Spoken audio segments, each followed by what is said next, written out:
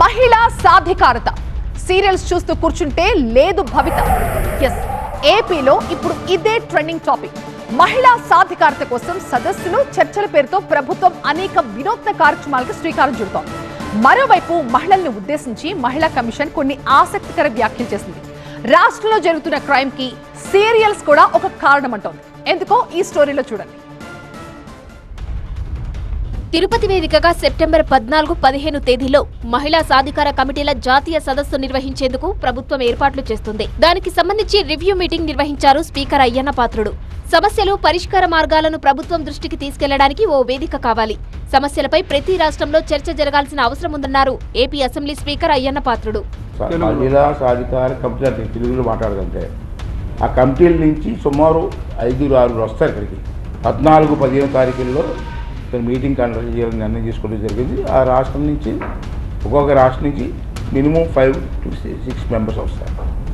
వాళ్ళందరూ కూడా సమావేశమై 2 days చర్చించి వాళ్ళ సమస్యల మీద ఆ రిపోర్ట్ని పార్లమెంట్ ద్వారా కానీ అదే ఇక్కడ మన అసెంబ్లీలో కానీ మనం మాట్లాడి చర్చించి దాని మీద చర్యలు తీసుకోవడానికి సెంట్రల్ గవర్నమెంట్ కానీ స్టేట్ గవర్నమెంట్స్ కానీ చర్యలు తీసుకోవాలి అన్నది ఒక నిర్ణయం రావాలన్నది ఒక మంచి సాంప్రదాయానికి శ్రీకారం చుడుతున్నాం. ఏపీలో ఉన్నంత మహిళాభ్యుదయం దేశంలో ఎక్కడా లేదన్నారు డిప్యూటీ స్పీకర్ రఘురామకృష్ణరాజు. అందరికీ గుర్తుండిపోయేలా మహిళా సాధికార సదస్సు నిర్వహిస్తామన్నారు.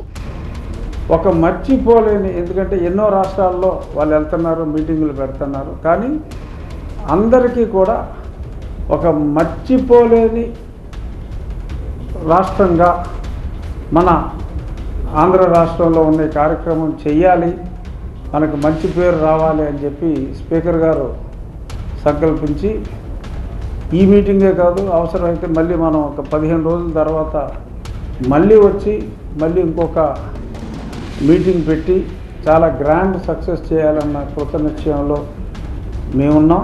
మరోవైపు మహిళలను ఉద్దేశించి ఆసక్తికర వ్యాఖ్యలు చేశారు మహిళా కమిషన్ చైర్పర్సన్ రాయపాటి శైలజ. మహిళలపై టీవీ సీరియల్స్ ప్రభావం చాలా ఎక్కువగా ఉందన్నారు. మగవాళ్లు కూడా ఆడవాళ్ల బాధితులుగా మారుతున్నారన్నారు. ఆడవాళ్ళైనా మగవాళ్ళైనా వాళ్ళ ప్రాణం తీసే హక్కు ఎవరికీ లేదు. ఒకరినొకరు గౌరవించుకోవాలి. కాకపోతే ఇప్పుడు ఏంటంటే దురదృష్టకరం, ఒకప్పుడు ఆడవాళ్ళ మీద జరుగుతున్నాయి, ఇప్పుడు కొన్ని మగవాళ్ళు కూడా బాధితులు అవుతున్నారు. కానీ మనం అర్థం చేసుకోవాల్సింది ఏంటంటే ఆ మగవాళ్ళ మీద జరిగే ఏదైతే ఆడవాళ్ళు ఉన్నారో వాళ్ళ వెనక కూడా ఒక మగవాడు ఉన్నాడు. సీరియల్స్, హింసాత్మక కంటెంట్ పై ప్రభుత్వాలు ఆలోచించాలి.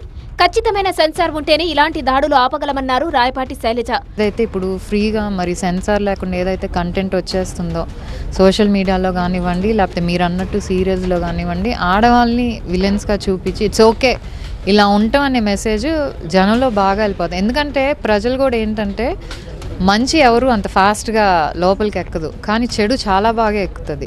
సో వాళ్ళు ఈజీగా ఆ ట్రాప్లో పడిపోతున్నారు. ఓకే ఇలా ఉంటే పర్లేదు అనే ఉద్దేశం పడిపోయి చేయకూడని చాలా జరుగుతున్నాయి. మొత్తానికి ఏపీలో మహిళల చుట్టూ తిరుగుతోంది రాజకీయం.